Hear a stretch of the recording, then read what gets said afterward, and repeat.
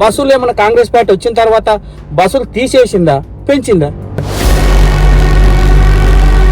ఎంపీటీసీలైనా, జెడ్పీటీసీలైనా, సర్పంచులైనా, municipal Mayers అయినా ఖచ్చితంగా కాంగ్రెస్ పార్టీని గెలిపిస్తారు. ప్రతిసారి తీసుకున్నా మ్యానుఫ్యాక్చర్ రేటు కన్నా 300-400 ఇచ్చి తీసుకున్న రోజులు ఉన్నాయి. ఈ రోజు అట్లా కాదండి. మా ఊరు ఇంతకుముందు కూడా ఆదర్శ గ్రామం ఉండే. కాంగ్రెస్ పేర్ల రాజశేఖర రెడ్డి పైలట్ ప్రాజెక్టుగా ఎన్నిక చేయడం అనేది మా మీద ఉన్న నమ్మకంతో 10 సంవత్సరాల నుంచి కూడా ఒక్క కాన్స్టిట్యున్సీ కూడా, కోడంగల్ తీసుకోండి, తాండూరు తీసుకోండి, వికారాబాద్, పరి, ఎక్కడ కూడా డబుల్ బెడ్రూమ్ రాలేదు. రోడ్ల మీద తిరిగేటోళ్ళకి అర్థమైతే లేదా డెవలప్మెంట్ ఏంది అనేది? ఇప్పటి దగ్గర ఒక్క రైతుతో తీసుకొని పోయి వీళ్ళు రిజిస్ట్రేషన్ చేసుకున్నారు, మాకు డబ్బులు ఇవ్వలేరు అని ఒక్క ప్రూఫ్ చూపించమనండి. నాయకులు ఉన్నారు, ఇంకా ఓట్ల కోసం భయపడి చేసే నాయకులు ఉన్నారు, కానీ రైతులు మాత్రం లేరండి. కలెక్టర్ సార్ గారిని, కలెక్టర్ గారిని కొట్టడం అనేది చాలా తప్పు అండి. ప్రతి విలేజ్కి సీసీ. నమస్తే. ప్రస్తుతం అయితే మనం కొడంగల్ నియోజకవర్గం, స్థానికంగా కొడంగల్ మండల్, అన్నారం గ్రామ పంచాయతీ పరిధిలో అయితే ఉన్నాం. ఏదైతే కాంగ్రెస్ ప్రభుత్వం అధికారంలోకి వచ్చి దాదాపు 18 నెలలు అయితే పూర్తి కావస్తున్నది. ఈ 18 నెలల కాలంలో స్థానికంగా గ్రామ పంచాయతీ పరిధిలో ఎటువంటి అభివృద్ధి కార్యక్రమాలు చేస్తున్నారు ఏంటిదని చెప్పేసి మనతో మాట్లాడడానికి, అదేవిధంగా 6 గ్యారెంటీల అమలు ఏ విధంగా జరుగుతుందని చెప్పేసి మనతో పూర్తిగా చర్చించడానికి సో సీఎం సొంత కాన్స్టిట్యున్సీ అయిన కొడంగల్ నియోజకవర్గంలో అయితే ఉన్నాం. సో మనతో మాట్లాడడానికి అన్నారం కాంగ్రెస్ పార్టీ సీనియర్ నాయకులు కుర్వ నరసింహులు గారు అయితే మనతో ఉన్నారు. వారి మాటల్లోనే వీటన్నిటి గురించి ఒక వివరణ తీసుకునే ప్రయత్నం అయితే చేద్దాం. నమస్తేనా? నమస్తే అండి. బాగున్నారా? బాగుంది. సో ముఖ్యంగా కాంగ్రెస్ పార్టీ అధికారంలోకి వచ్చి దాదాపు 18 నెలలు, సో 2 సంవత్సరాల దగ్గరగా వస్తున్నది. ఈ టైంలో స్థానికంగా నియోజకవర్గంలో గత 10 ఏళ్ల కన్నా భిన్నంగా ఏం చేస్తున్నారు కొత్తగా? ఇప్పుడు కాంగ్రెస్ పార్టీ గెలిచిన తర్వాత ప్రతి విలేజ్కి బీటీ రోడ్లు, మా కోడంగల్ కాన్స్టిట్యున్సీ ప్రతి విలేజ్కి సీసీ, ప్రతి విలేజ్కి అండర్ డ్రైనేజ్ పెట్టి ప్రతి విలేజ్ని ఆదర్శంగా డెవలప్మెంట్ చేయాలని మా సీఎం గారి కోరిక మేరకు ప్రతి విలేజ్కి కూడా, ప్రతి విలేజ్ నుంచి లీడర్ పోయి అడిగి ఫండ్ తెచ్చుకొని విలేజ్ని డెవలప్మెంట్ చేస్తున్నాం. సో గతంలో 10 సంవత్సరాలు, స్థానికంగా 5 సంవత్సరాలు బీఆర్ఎస్ పార్టీ అధికారంలో ఉన్నది. ఆ టైంలో సో జరిగిన అభివృద్ధి కావచ్చు, ఆగిపోయిన అభివృద్ధిని మీరు ఏ విధంగా ముందరకు తీసుకుపోతారు? ముఖ్యంగా గత 10 ఏళ్లలో ఇందిరమ్మ ఇల్లు దాదాపు నియోజకవర్గంలో కొడంగల్లో కొన్ని మినహా ఎక్కడ వచ్చిన అయితే లేవు, గ్రామాల్లో అయితే ఎక్కడ వెళ్ళలే. సో అటువంటిది కొత్తగా అన్నారం గ్రామ పంచాయతీ పైలట్ ప్రాజెక్ట్ ఎంపిక చేయడం, సో అది ఎట్లా సాధ్యమైంది, ఏ విధంగా? మా ఊరు ఇంతకుముందు కూడా ఆదర్శ గ్రామం ఉండే. కాంగ్రెస్ పేర్ల రాజశేఖర రెడ్డి ఎమ్మెల్యేగా, సీఎంగా ఉన్నప్పుడు కూడా ఆదర్శ గ్రామంగా ఉండే. ఇప్పుడు కూడా సీఎం గారు ప్రత్యేకంగా మా విలేజ్ని పైలట్ ప్రాజెక్టుగా ఎన్నిక చేయడం అనేది మా మీద ఉన్న నమ్మకంతో మా ఊరు పైలట్ ప్రాజెక్ట్ ఎన్నిక చేసాం. సో ఎన్ని వచ్చినాయి పైలట్ ప్రాజెక్ట్ కింద? ఎన్ని ఇందిరమ్మ ఇళ్ళు వచ్చినాయి? మాకు 200 వచ్చినాయి. అంటే 150 ఆల్రెడీ శాంక్షన్ ఉన్నాయి, మిగతా 50 కొద్దిగా అటు ఇటులో ఉన్నాయి, డబుల్ వచ్చినాయి. అవి సరి చేసుకుంటామండి. ఇంకోటి 60 నుంచి 70 వరకు కూడా బేస్మెంట్ అయినాయి. అంటే ఇంత పెద్ద ఎత్తున గ్రామానికి రావడం అది ఎట్లా సాధ్యమైంది అనుకోవచ్చు? మా ఊళ్ళో ఎస్సీ కుటుంబాలు ఎక్కువ ఉన్నాయి. అయితే ఎస్సీలకు వెనుకబడ్డోళ్ళు ఉన్నారు కాబట్టి ఆ విధంగా ఇండ్లు అనేది మా ఊరికి ఎక్కువ వచ్చినాయి. సో ముఖ్యంగా గ్రామంలో గత 10 ఏళ్ళలో ఏమన్నా డబుల్ బెడ్రూమ్లు ఏమన్నా? 10 సంవత్సరాల నుంచి కూడా ఒక్క కాన్స్టిట్యున్సీ కూడా, కోడంగల్ తీసుకోండి, తాండూరు తీసుకోండి, వికారాబాద్, పరి, ఎక్కడ కూడా డబుల్ బెడ్రూమ్ రాలేదు నాకు తెలిసి. సో ఎట్లా ఉంది 6 గ్యారెంటీల అమలు, ఏ విధంగా ఉంది? 6 గ్యారెంటీలు అంటే ఫస్ట్ చెప్పింది cylinder. Okay, gas cylinder book చేసిన తర్వాత రిటర్న్ అమౌంట్ కూడా రీఫండ్ అవుతుంది. సెకండ్ వచ్చేసి బస్సు ఎట్లాగో మీరు చూస్తున్నారు, మహిళలకు ఫ్రీ బస్ పెట్టిండ్రండి. ఇంకోటి బస్ అనేది కూడా చాలామంది చెప్తారు వేస్ట్ అని. ఉపయోగించుకోవడం అనేది ముందు తెలిసి ఉండాలి, ఎట్లా వాడాలో తెలియాలి. ఉపయోగించుకోవడం అనేది తెలియకపోవడం అయితే ప్రతిదీ వేస్టే అండి. ఉపయోగించుకోవడం తెలిస్తే ప్రతిదీ కూడా మంచిదే. బస్సు పెట్టింది వేస్ట్ అని చాలామంది చెప్తున్నారు బయట. అయితే వాళ్ళు అవసరానికి ఉపయోగించుకున్నారు, కానీ అతిగా ఉపయోగించుకొని ఎందుకు పెట్టినని చెప్పి విమర్శలు చేపిస్తున్నారు. టీఆర్ఎస్ పార్టీ నాయకులు కానీ ఎవరైనా విమర్శలు చేపిస్తారు. ఎందుకు తప్పండి బస్సు పెట్టడం, ఫ్రీ బస్సు పెట్టడం ఎందుకు తప్పు? సో సరిపోతలేదు అంటారు కదా, బస్సులు తక్కువ అయిపోయినాయి, గంట కోట వస్తున్నాయి అని. అవునండి, ఇప్పుడు ఎక్కడైనా ఏ డిపోలైనా తీసుకోండి, బస్సులు ఏమైనా కాంగ్రెస్ పార్టీ వచ్చిన తర్వాత బస్సులు తీసేసిందా పెంచిందా? ప్రతి డిపోకి వెళ్ళి ఎంక్వైరీ చేయండి. పోయిన బస్సులు ఉన్నాయి కదండి, అవి తీసుకోండి, సర్వే చేసుకోండి. డిపోలో టీఆర్ఎస్ ప్రభుత్వం ఉన్నప్పుడు కూడా ఎన్ని బస్సులు నడిచేది, కాంగ్రెస్ ప్రభుత్వం వచ్చినాక ఎన్ని బస్సులు నడుస్తాయి, మళ్ళీ కొత్త బస్సులు ఎన్ని డిపోకి ఇచ్చిండు సీఎం గారు అని చెప్పి కూడా ఆదాన్ని తీసుకొని కూడా మీరు ఎంక్వైరీ చేయండి. సో ఎట్లా ఉంది 2 లక్షల రుణమాఫీ 100% ఏ గ్రామంలో జరిగితే రాజకీయ సన్యాసం చేస్తా అని చెప్పేసి స్వయంగా కేటీఆర్ గారు చెప్పడం జరిగింది. సో మరి వాస్తవంగా గ్రామాల్లో ఎంత మేరకు, మీరు కూడా ఒక రైతు కాబట్టి ఎంత మేరకు మీకు జరిగిందా? ఫస్ట్ నేను ఒక రైతు కుటుంబంలో పుట్టిన ఒక రైతు, నాకు 5 ఎకరాలు మా డాడీ, మాకు ఉన్నది 5 లక్షల లోన్ ఉందండి. నాకు జరగలేదు అని కాదు, నాకు 5 లక్షల లోన్ ఉంది. సార్ ఏం చెప్పిండు, 2 లక్షలు అని చెప్పిండు. మా డాడీకి 5 ఎకరాల పొలంలో ఒక రేషన్ కార్డులో 5 లక్షల లోన్ ఉందండి. 2 లక్షలు ఎట్లా మాఫీ చేస్తారండి చెప్పండి? ఎట్లా మాఫీ? 2 లక్షల లోపు ఉన్న వాళ్ళకు మాఫీ అయినాయి. ఎవరికి 1,20,000 130 ఉన్న వాళ్ళకి అయినాయి. 150 అబోవ్ వరకు అయినాయి. 150 పైన ఇంకా కాలేవండి.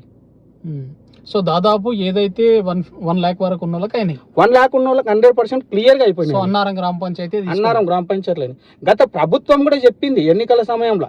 ఎప్పుడు కేసీఆర్ ఇంతకుముందు సీఎంగా ఉన్నప్పుడు 18లో నేను ఒకటేసారి మాఫీ చేస్తాను. ఎన్నిసార్లు రేసిండండి? 25,000 ఎన్నిసార్లు రేసిండు? అది మిత్తిగా సరిపోయింది కదండి, రైతుకు పనికొచ్చలేదు.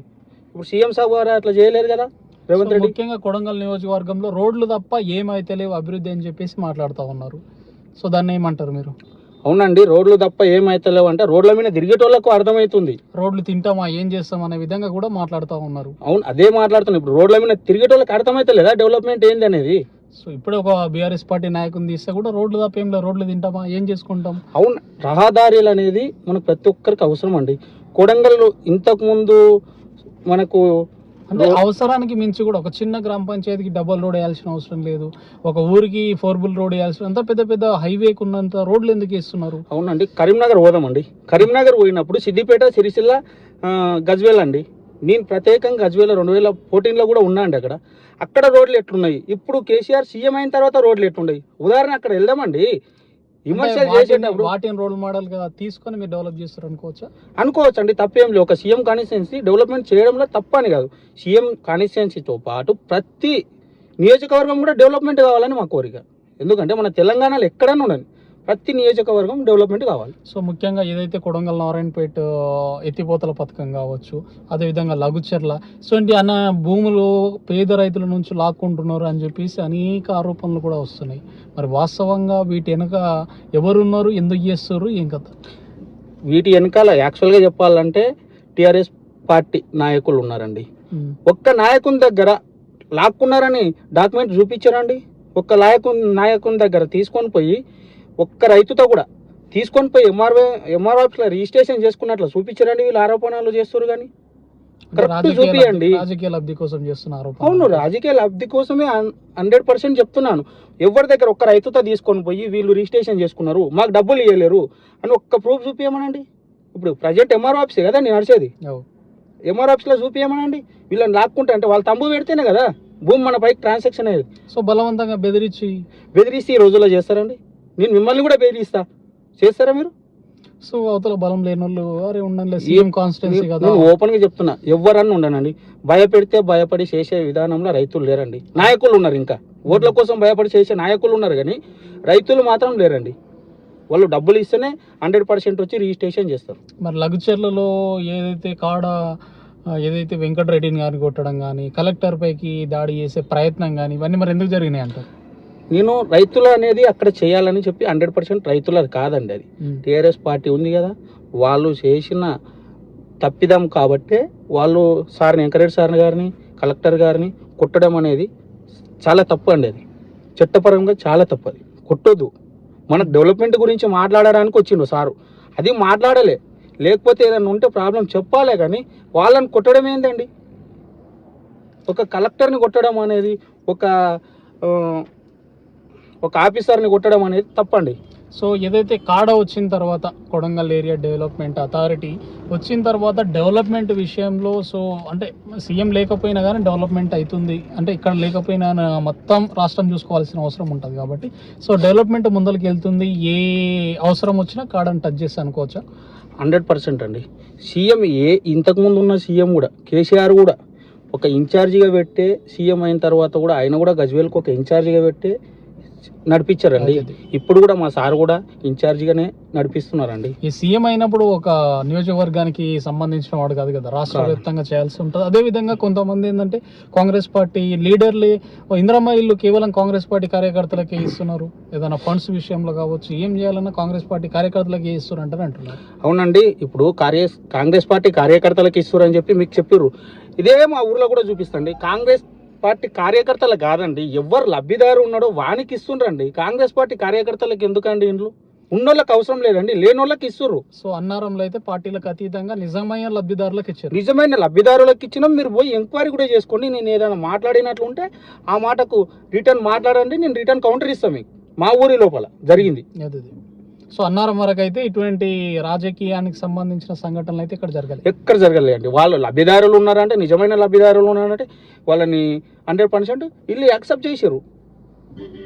సో ముఖ్యంగా సో సీఎం అంటే గతంలో మీరు ఆయన సీఎం కాకముందు ఎమ్మెల్యేగా ఉన్నప్పుడు పరిచయాలు ఉంటాయి, కలిసి పనిచేసి ఉంటారు అక్కడ ఇక్కడ.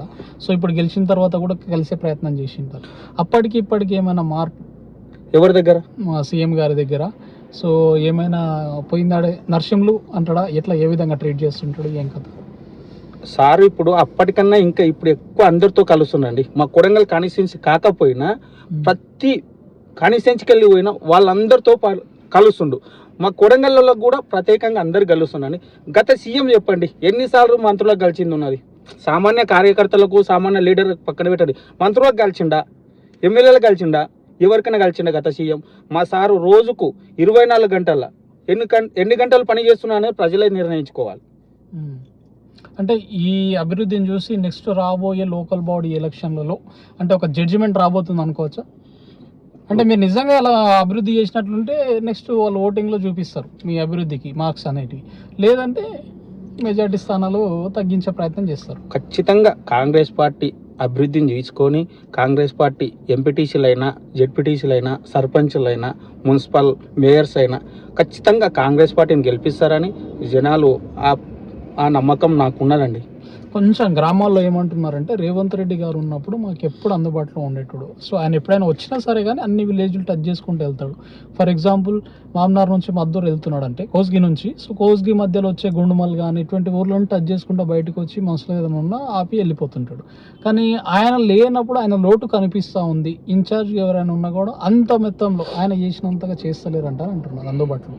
ఏమంటారు దీనికి?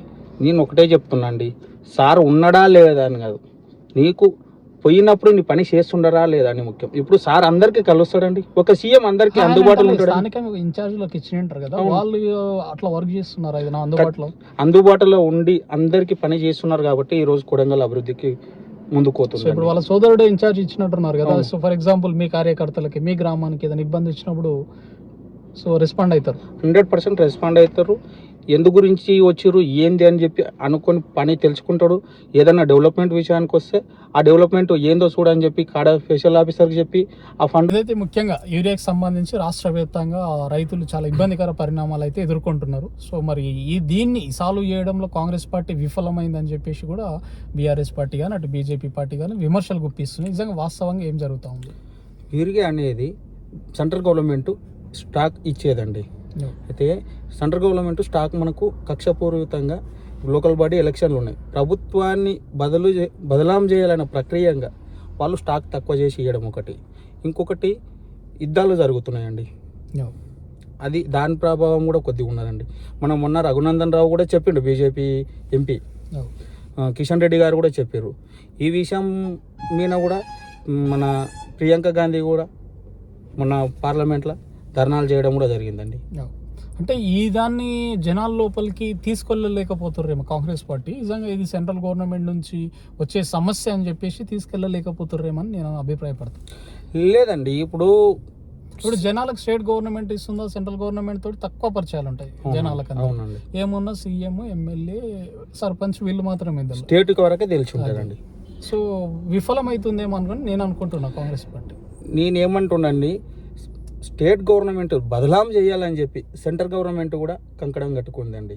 అయితే వాళ్ళు తక్కువ ఇవ్వడం ఒకటి, వాళ్ళు స్థానిక సంస్థల ఎన్నికల ముందల వీళ్ళని బదలాం చేయాలని చెప్పి ఈ సంవత్సరం ఏరియా కొరత అనేది మాకు వచ్చిందండి.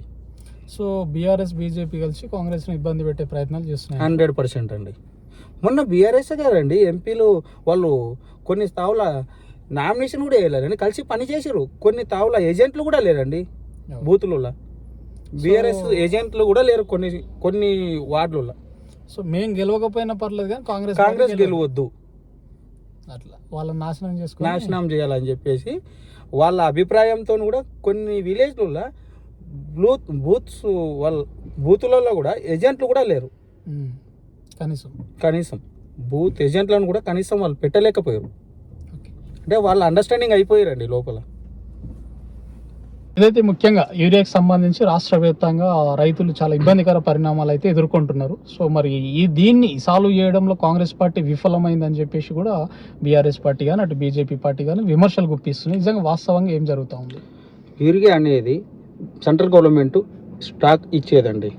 అయితే సెంట్రల్ గవర్నమెంట్ స్టాక్ మనకు కక్షపూరితంగా లోకల్ బాడీ ఎలక్షన్లు ఉన్నాయి, ప్రభుత్వాన్ని బదలాం చేయాలన్న ప్రక్రియగా వాళ్ళు స్టాక్ తక్కువ చేసి ఇవ్వడం ఒకటి. ఇంకొకటి యుద్ధాలు జరుగుతున్నాయండి, అది దాని ప్రభావం కూడా కొద్దిగా ఉన్నదండి.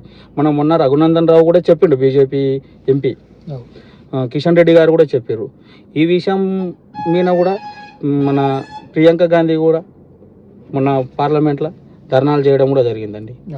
అంటే ఈ దాన్ని జనాల లోపలికి తీసుకెళ్ళలేకపోతుర్రేమో కాంగ్రెస్ పార్టీ. నిజంగా ఇది సెంట్రల్ గవర్నమెంట్ నుంచి వచ్చే సమస్య అని చెప్పేసి తీసుకెళ్ళలేకపోతుర్రేమని నేను అభిప్రాయపడతాను. లేదండి, ఇప్పుడు జనాలకు స్టేట్ గవర్నమెంట్ ఇస్తుందో సెంట్రల్ గవర్నమెంట్ తోటి తక్కువ పరిచయాలు ఉంటాయి జనాలకు. ఏమున్నా సీఎం, ఎమ్మెల్యే, సర్పంచ్ వీళ్ళు మాత్రమే ఇద్దరు. స్టేట్ వరకే తెలిసి ఉంటారండి. సో విఫలమవుతుందేమో అనుకుని నేను అనుకుంటున్నా కాంగ్రెస్ పార్టీ. నేనేమంటున్నాండి, స్టేట్ గవర్నమెంట్ బదలాం చేయాలని చెప్పి సెంట్రల్ గవర్నమెంట్ కూడా కంకణం కట్టుకుందండి. అయితే వాళ్ళు తక్కువ ఇవ్వడం ఒకటి, వాళ్ళు స్థానిక సంస్థల ఎన్నికల ముందల వీళ్ళని బదలాం చేయాలని చెప్పి ఈ సంవత్సరం ఏరియా కొరత అనేది మాకు వచ్చిందండి. సో బీఆర్ఎస్ బీజేపీ కలిసి కాంగ్రెస్ని ఇబ్బంది పెట్టే ప్రయత్నాలు చేస్తున్నాయి. 100% అండి. మొన్న బీఆర్ఎస్ గారండి ఎంపీలు వాళ్ళు కొన్ని తావుల నామినేషన్ కూడా వేయలేరండి, కలిసి పని చేసారు. కొన్ని తావుల ఏజెంట్లు కూడా లేరండి బూతులలో. బీఆర్ఎస్ ఏజెంట్లు కూడా లేరు కొన్ని వార్డులలో. సో మేము గెలవకపోయినా పర్లేదు కానీ కాంగ్రెస్ గెలవద్దు, అట్లా వాళ్ళని నాశనం చేయాలని చెప్పేసి వాళ్ళ అభిప్రాయంతో కూడా కొన్ని విలేజ్లలో బూతులలో కూడా ఏజెంట్లు కూడా లేరు. కనీసం బూత్ ఏజెంట్లను కూడా కనీసం వాళ్ళు పెట్టలేకపోయారు. అంటే వాళ్ళ అండర్స్టాండింగ్ అయిపోయారండి లోపల.